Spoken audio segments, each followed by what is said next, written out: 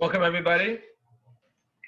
So the topic of today's class is the art of forgiveness.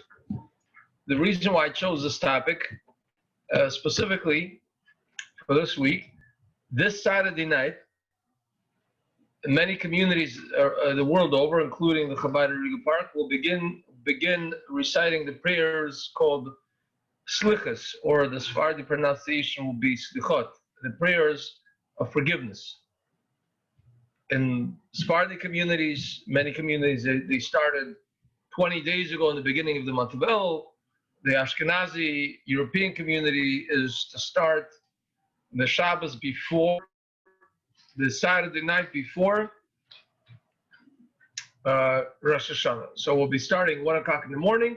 We'll have Slichas at the Chabad at Rego Park. It's open to men and women, and there's going to be, if I bring it at 11:30, those who like to come and join. So because the word Slichas means forgiveness, I said, let's talk about forgiveness. Now, reality though, according to Jewish tradition, we ask forgiveness of our fellow before the holiday of Yom Kippur, which is still a couple of weeks away. But I think nonetheless it's an interesting topic to discover, and I'm sure we could come back to it and discuss it a little bit more at length a little bit later. So let me start off with a joke.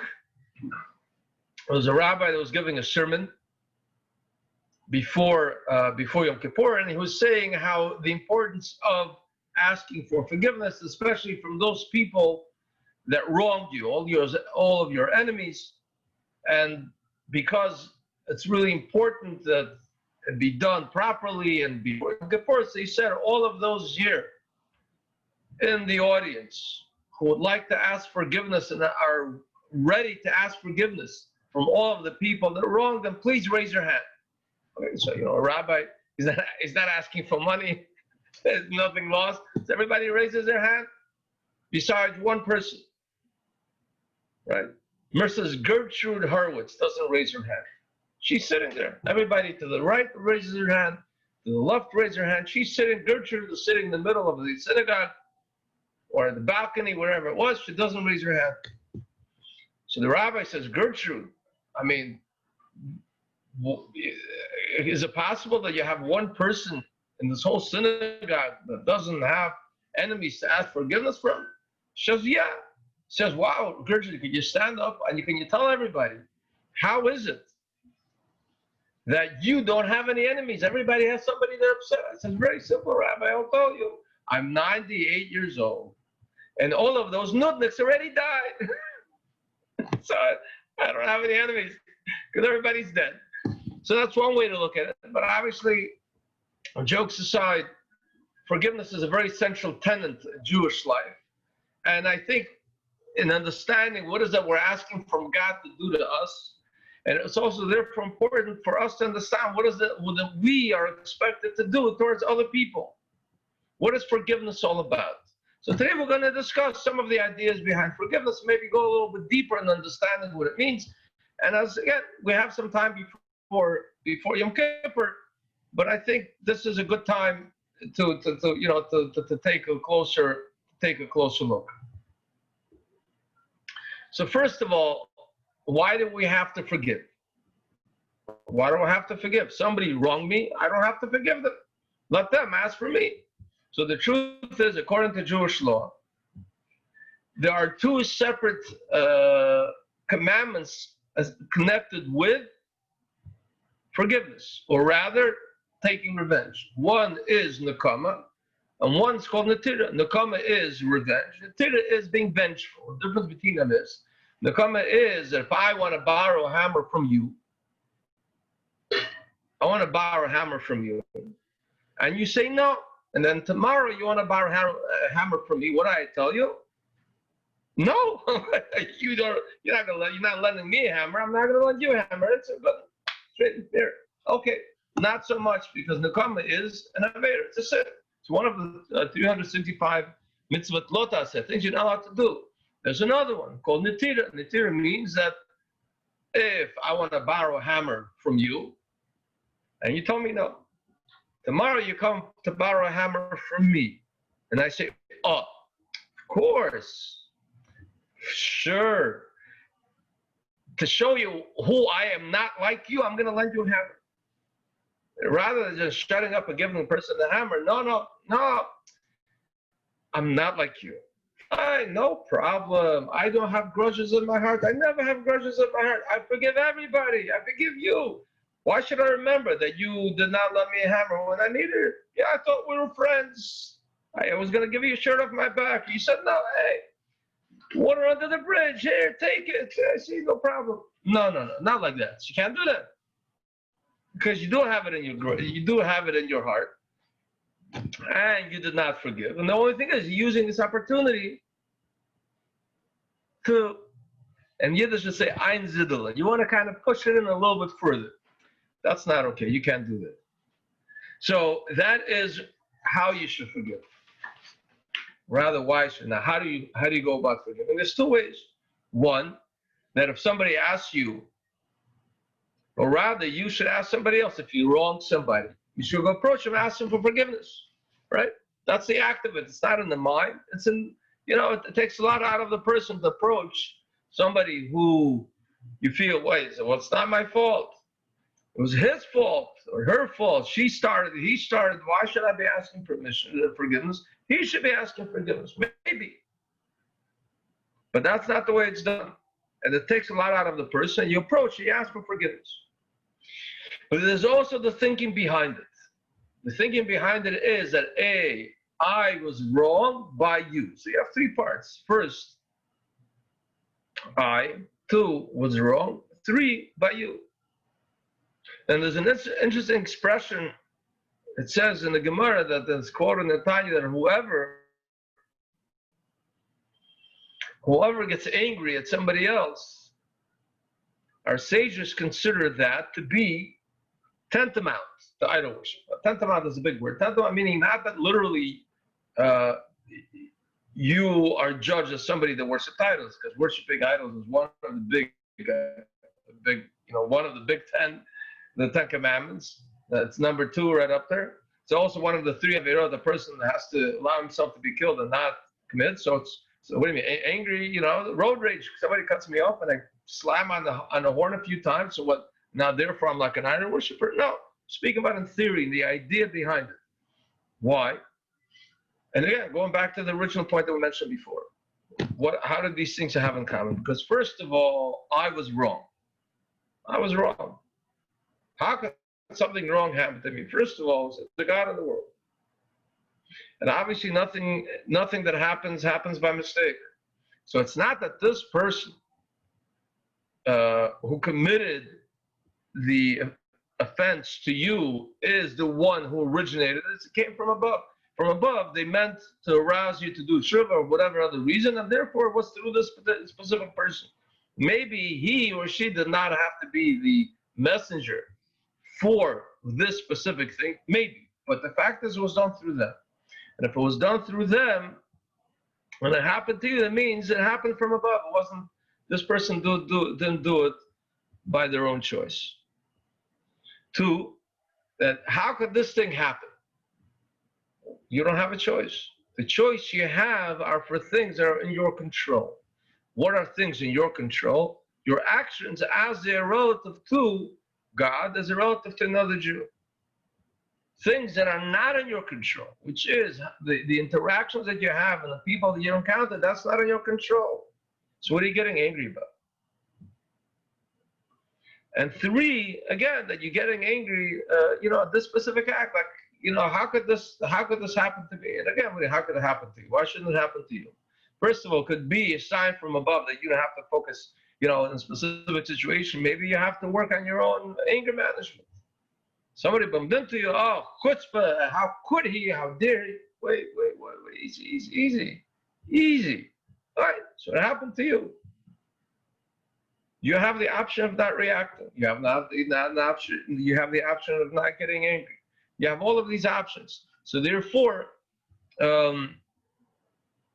this is when a person changes his outlook and how to approach the wrong that happens, it makes it easier to forgive. Because also, a lot of times also people as they get angry, again, we're going to speak about it a bit later, they get angry at themselves. How could I allow this? So look, you're right. Listen, sometimes, Yiddish is an expression being a battler. Battler never, you have to be careful. But don't ever get at a point where you becomes almost a matter of sort of this is unnecessary pride. You have all of the controls and all of the power to govern how things. You have some control, sure. You should be more careful, absolutely.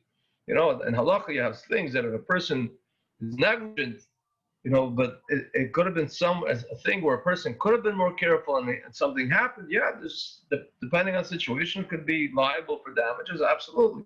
But by and large, this idea of a person being unforgiving for mistakes to oneself it's an ego.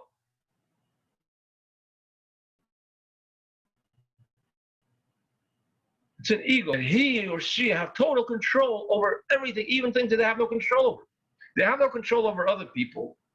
They have no control over the weather. They have no control over even if you speak to another person and say, listen, I think you should do this. They say, thank you so much. I'm not going to do it.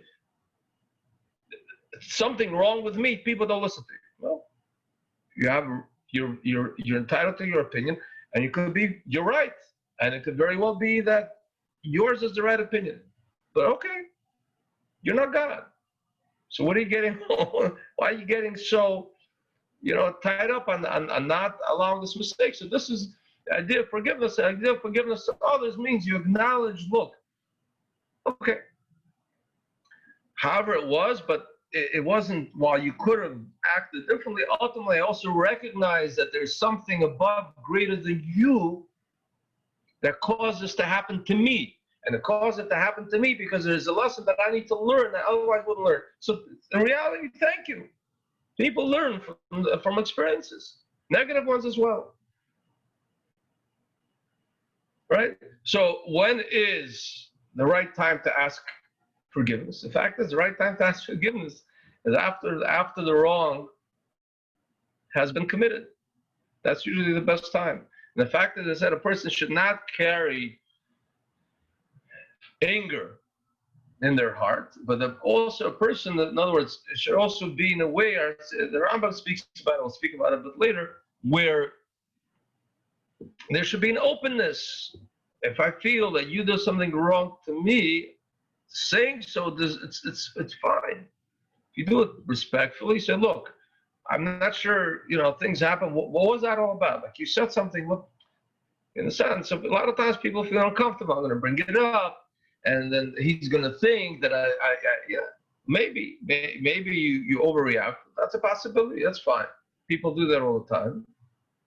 But there's no holding it in forever is not healthy. It's not healthy spiritually, and it's not healthy psychologically. People that hold within them anger and upset, and it doesn't go anywhere. It just kind of keeps on cooking and stirring and so on and so on and so on and so on.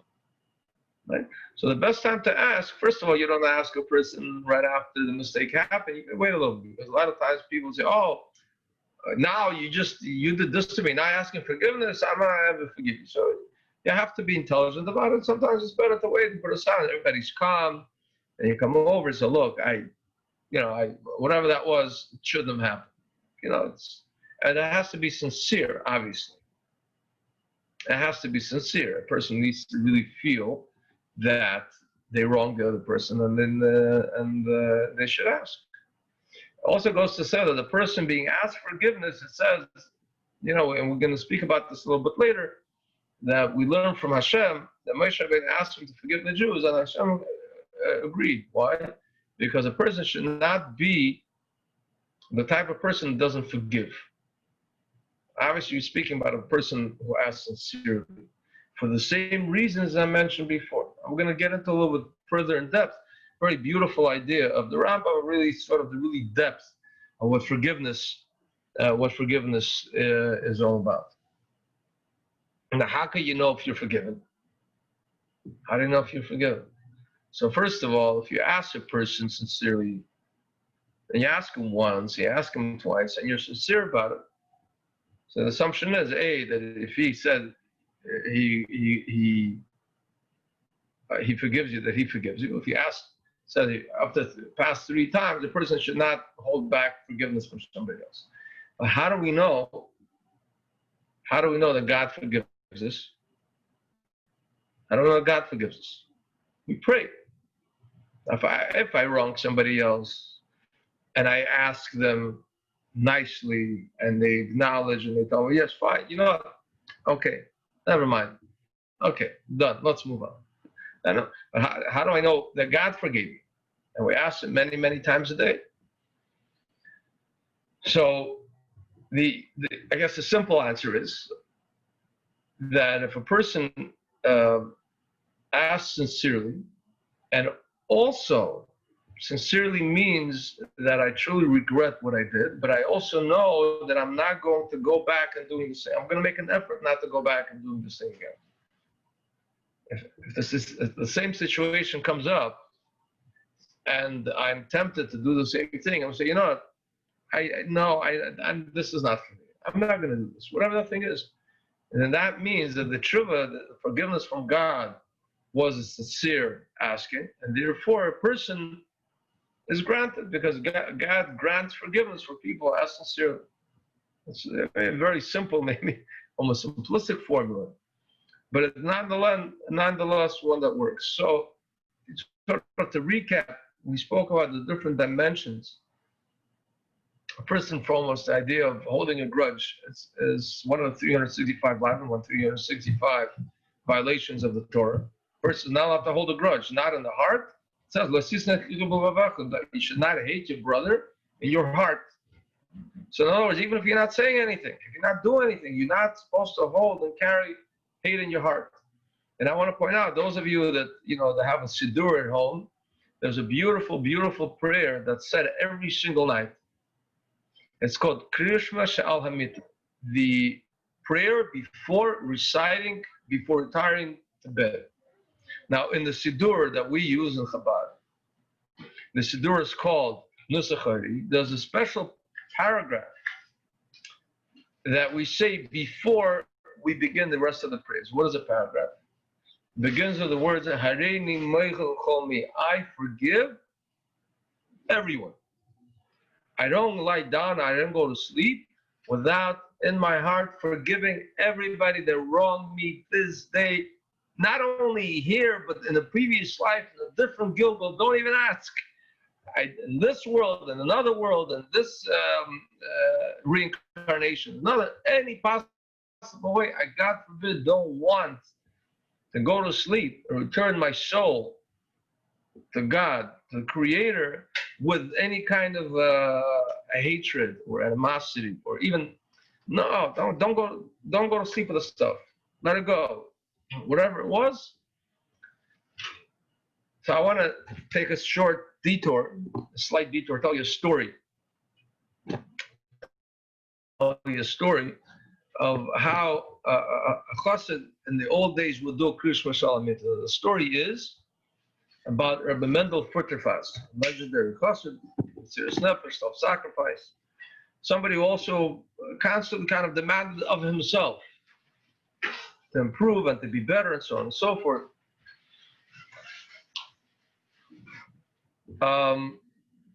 Once after upbringing, he had to sleep over in a room in a dormitory with some yeshiva students. So the yeshiva students wanted to observe, how does Reb Mendel say Krishma Shalamit? How does he say this prayer? Now, why would it be so important? Because this prayer really is the mark of what a chassid, of what a person, everything is there.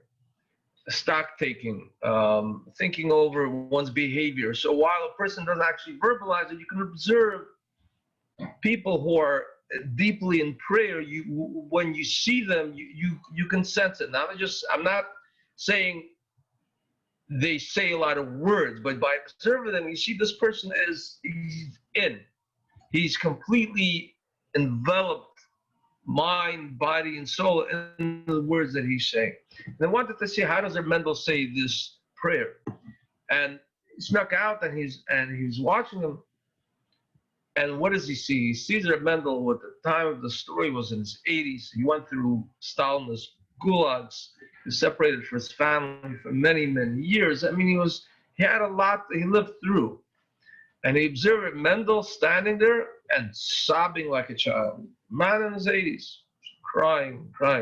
And he would go back and try to start saying the paragraph again and again. And this went on for a long time. So I guess at some point, I don't know if the student had the courage or the chutzpah to ask Reb Mendel either then or later, say, Reb Mendel, what was that all? Like, what was that? What was it crying? What? So you take a sit there, you read it. Okay, so you're upset, fine.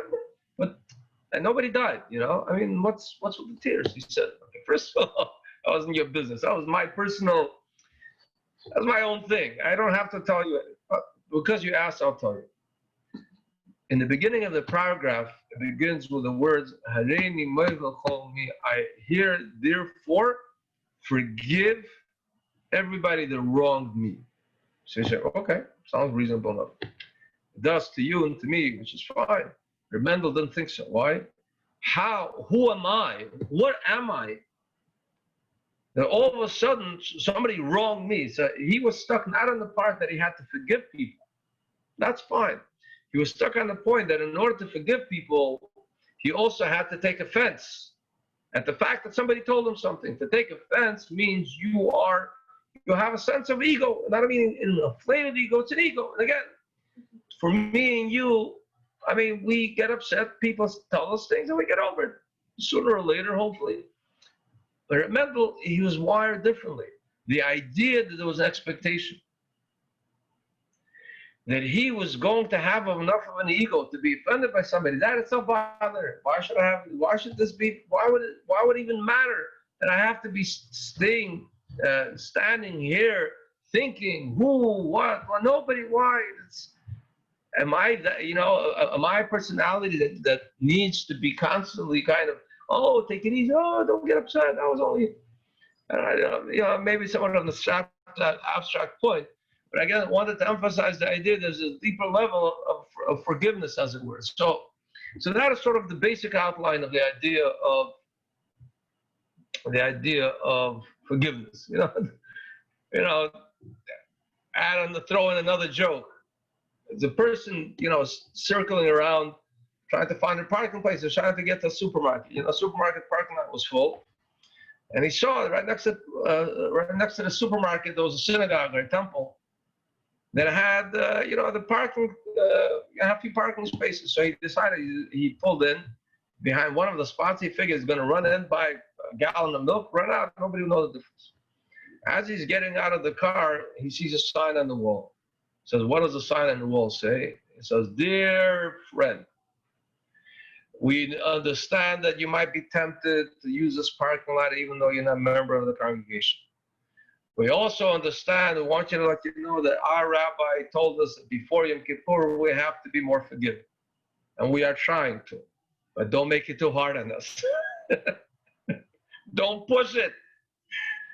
So some of us, when we approach this idea, we say, sure, I understand, but everybody has a limit. Don't make it too hard for me. Don't make it too strenuous for me. So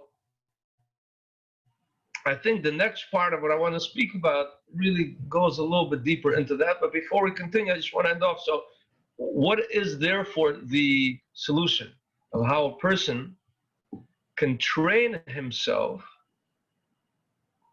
not to be so, as we say in Russian, I beat you, not to get so easily upset at other people, which is very hard for some of us. Some of us are wired to, it's a personality thing, but that's why we are here. We're learning Torah. We're learning Chassidus, which tells us fine, how you were born has nothing to do with how you can act and how you can feel and how you can train yourself. So the short answer is, and to take an example, one example in the Torah of a person who was forgiven beyond any measure. Everybody's on mute, so I'm going to answer for you. Joseph. And he told the brothers as much, that even after everything they did to him, they sold him. They mistreated him, and on and on and on. They ruined his life. They took him away from the father that he loved. He had absolutely all the reason in the world to be the most bitter, vindictive, angry person. And he would have been right. But he wasn't angry and he wasn't vindictive. And even that whole spiel, that whole story with the brothers, that he pretended that he got angry. As soon as it was over, he said, no, we're done. I don't want to hear about it. Take your stuff, go bring our father here. This is not going to be a conversation. We're not discussing it. Who was right? We're done. God played this story out. It's over. I was sent here in order to save you and our family from starvation. You understand? Now that you owe me your life, I'll let it go. No. I was here. This whole story that you sold me really was part of God's plan. And you sold me in order that you yourself should later have the ability of surviving hunger. Do you know what kind of personality and strength this takes? But what do we know about Yosef? It says Yosef was thrown into the pit by his brothers, and we're told that the pit was empty, but it wasn't entirely empty. It was empty of water. Rashi says it was empty of water. So what else did it have? It didn't have water. It had scorpions and snakes. Rambam explains scorpions kill, the venom enters the blood, and it really sort of, the poison circulates through the blood. A person feels very hot, and it unfortunately eventually dies in most cases. The bite of the snake attacks the nervous system. The person feels cold until it becomes paralyzed. So you have both directions. Sometimes people, you have a very hot by nature, very hot, very easily angry, just something they just blow up like a power tank. And you have people that are very cold, which is sometimes even worse. They'll let you know, they won't be angry, but they'll let you know that you, whoever you might be, they don't exist. You're not important. Why would I get angry at you? You're not even worth it. You're not. And that's not even worse, because sometimes you want people to get angry because they're, but no. Me, no, I'm not angry. You, not angry. Get angry at you. Stomach garnish. That's even worse, because you don't feel worthy of being even somebody getting angry at you. So you have different personalities. One kills one way, the other kills the other way. They both kill. They're both toxic to the soul. Both personalities. To the person that has it, and to the person that gets bitten. Because I don't know which is worse. Being bitten, as it were, by somebody who has anger issues, because it's constantly, you never know it, or a person who's a bit of a narcissist, and he doesn't get angry. But it's like it paralyzes you from the inside. You freeze from the inside. You slowly die from the inside. And that could be even worse. So, but how do you insulate yourself against that? How do you get to the point where you can forgive? Forgive, not just you forgive, it's completely out of your system. The poison is out of your system. And Rashi answers, while there was no water, that's why you have everything. Water is Torah. Torah is not just a body of knowledge. Torah is the anti-venom.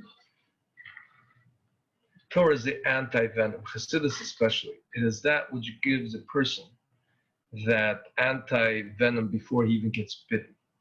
Your view and your approach to the world and everybody in it, you view it through a completely different prism. You are not just reacting, you're not just learning how to overcome it. You view the totality of it through a completely different lens. And I think also, I mentioned before that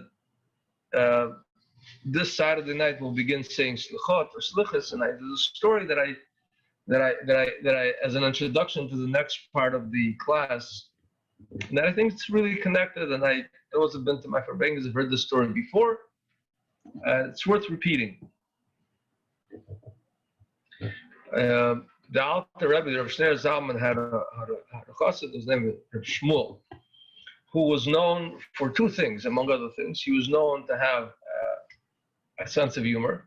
He was known to be what we call in Yiddish a shtiffmacher. Somebody knew how to have fun at somebody else's expense. A practical joker would be a good example.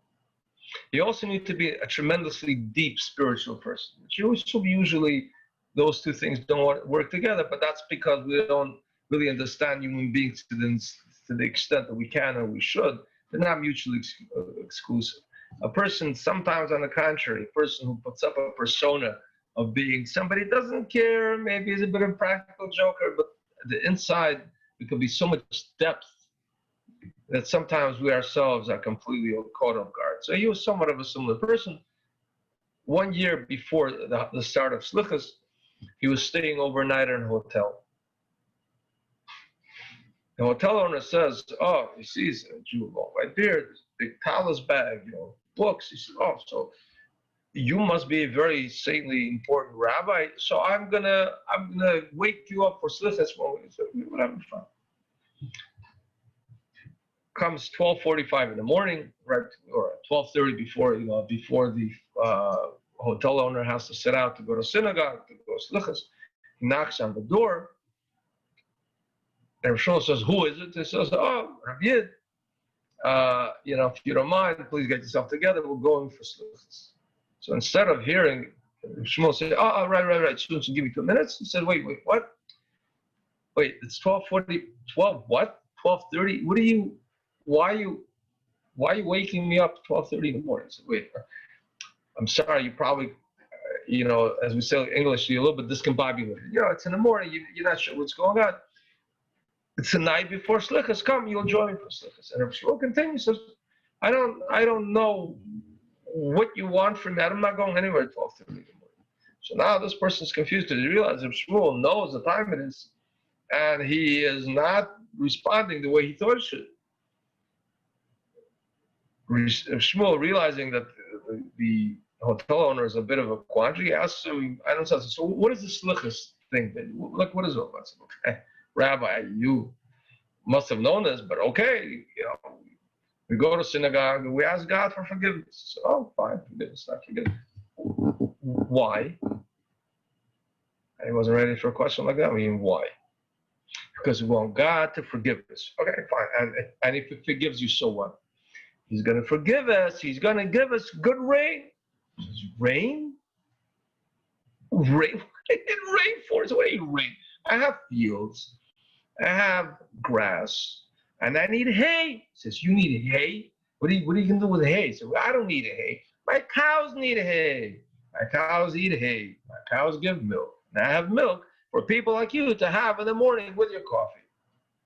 So now Rishma says, I get it. You want forgiveness from God for your cows to have milk, which is what the guy said. But he turned it a little bit differently. He said, "Wait a minute. This is the depth in the relationship you have with God. You want stuff from God. God has stuff that you need. You have sins that you committed. God has rain for the hay for the cows. So you make an exchange. God, forgive me my sins and give me rain for the cows." But that's not, it's a little shallow, isn't it? Isn't that what, is that what Judaism comes down to, where we want things, we're sorry we didn't do what God wants, because then He's going to, God forbid, punish us, or He's going to hold back something from us? Something seems to be a little bit lacking in this story. So let me, in the time that we have remaining, L'chaim, wine here. Tonight's Yuda's birthday. So he can't drink, I can say L'chaim for him. This is, actually, I got my birthday. This is late harvest Chenin Blanc, a very good wine if you can find it in the stores. So let me share an interesting thought with you. This is based on the Rambam, Maimonides. Maimonides wrote a book called the Yad HaChazaka, Mishnah Torah, where he goes throughout the entire Torah. records laws. A lot of times, a specific halacha can make its appearance in different times in different places. For example, idea of forgiveness. Now, who do we learn forgiveness from? From Moshe Rabbeinu. Moshe Rabbeinu, as many times as the Jews spoke about him, and they spoke about him and spoke about him, what was the first thing that he did right after? He goes to God and says, please forgive him. Don't pay attention. Come on. So they said it, a big deal. Look, didn't mean it. Hey, don't lose your head, God. It's not so bad. So you see that he not only did he not take it to heart, on the contrary, he said he was afraid that God would take it to heart that they spoke against Moshe Rabbeinu and he was going to punish the Jews. And Moshe Rabbeinu didn't want that, even though they were constantly at his throat. There was one thing and another thing. There was always something they weren't happy with. With Moshe Rabbeinu being at the center.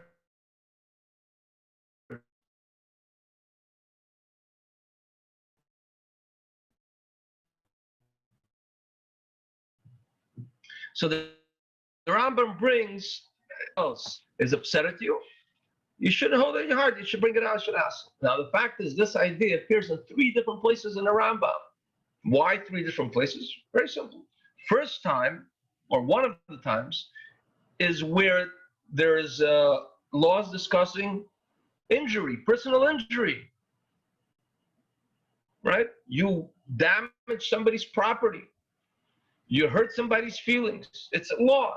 In other words, it's a law that you can take to court. It's not just a general way behavior. The Torah brings on various scenarios where you're not allowed to insult somebody, you're not allowed to make somebody feel bad, you're not allowed to damage somebody, so on and so forth.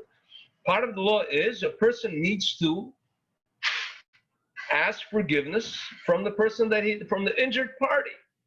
The other side cannot hold back the forgiveness. So that's a law. Another aspect, the Rambam has a whole set of laws discussing moral behavior. It's called Sefer Ahmada. It's with the first book of the 14, where he discusses various appropriate and inappropriate personality traits, character traits. One of them is that a person should not be unforgiving. It's not a good thing to be unforgiving. So a person, the injured party, when is asked, he should give forgiveness. So it's really discussing what kind of a personality does a Torah Jew have, and he discusses it. And then there's another third category. The third category is laws of tshuva. Laws of tshuva speak about repentance. That one of the basics of tshuva is that if I wrong somebody else, God will not forgive me unless I ask that person. God forgives us. We know laws between me and him. For example, I didn't pronounce the blessing properly. Maybe I didn't fulfill the laws of Shabbos properly, whatever. And now I want to do tshuva. So I ask God, please, I'm sorry. I'm going to make sure that I do it properly. From now on, please forgive me. What does God do? Say, okay. If I spoke badly about somebody else, going to God to ask forgiveness is not going to help, because it wasn't God that was wrong, kind of, even though he was, because it's his law. It's a person that was wrong. So what are you asking God? I'm sorry, him. I can't speak to him because I don't like him. Could I ask you to forgive me? And then you let him know. Just let him know that you forgive me. I can't ask myself because I don't like him.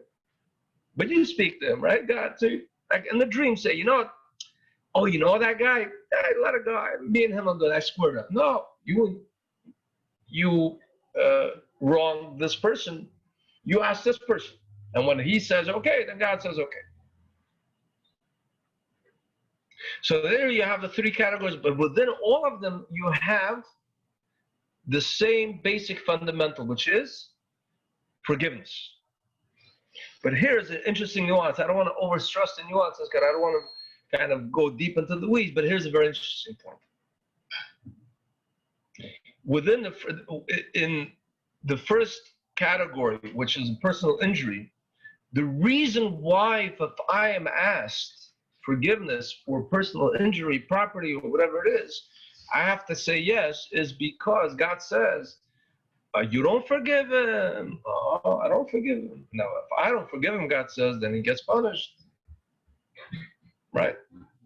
He wronged me. Then, there's a certain quid pro quo, which means person wronged God, then there's a bill to pay. So a person says, wait a minute, I don't want, God forbid, somebody else to suffer, so I forgive him. You understand? So it's not that I really internalize the forgiveness. Listen, I need it. I need him to suffer on my behalf. That's the mazel. Okay, so listen, he's not going to get any better. He doesn't know any better. Fine, so fine. I'm sorry. Look, I get it. I forgive you. Good. I don't want you to suffer. But what do I have in my heart? I'm not liking you so much, but that's fine. Whatever. So that's the first category. It's a forgiveness. It works. It counts. But it's a very basic level. It's a very basic level. So it's important, but that's not really the aim. Second category, and there the offended party is referred to as the injured party. In other words, there's an injury. Physical, mental, psychological. And therefore, in order to fix this injury, the person needs to ask for forgiveness. But he's still the injured party. 2, moral behavior. Now here we're speaking about already less about the person that did the injuring and more about the person who does the forgiveness. The Rambam says, look, what kind of a person are you? Forget about him. What kind of person are you? What kind of person should you be?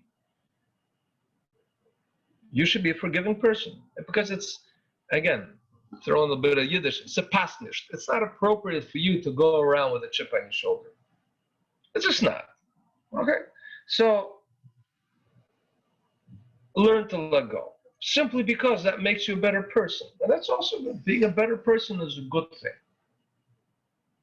Being a better person is a good thing. It's something to aspire to.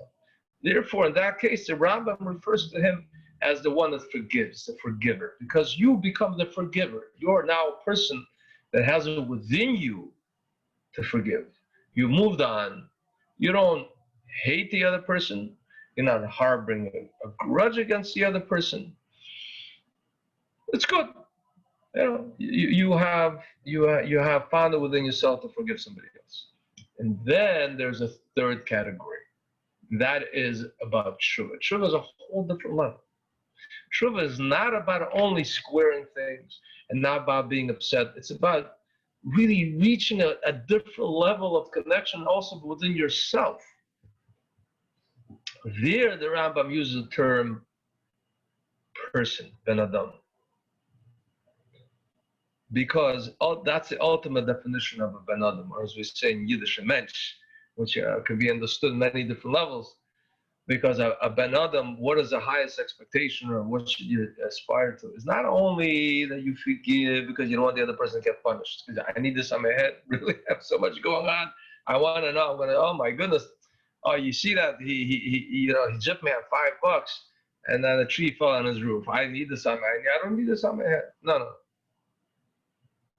And it's not even a person who, because he believes and wants himself to be a moral person, that he forgives. It's a higher level. It's a level where a person not just forgive, he wholeheartedly forgives. He's happy for the other person. That's fine. Not only have I moved on, but even any tint of negativity in my heart that I had towards you is completely gone. That whole situation, forget. Come on. Leave it. Who needs it? That takes a lot more work, but it's much of a deeper level of a person. So when we speak about the idea of slichus, and again, the idea of forgiveness, we kept on going back and forth from the relationship between man and God, because you know what?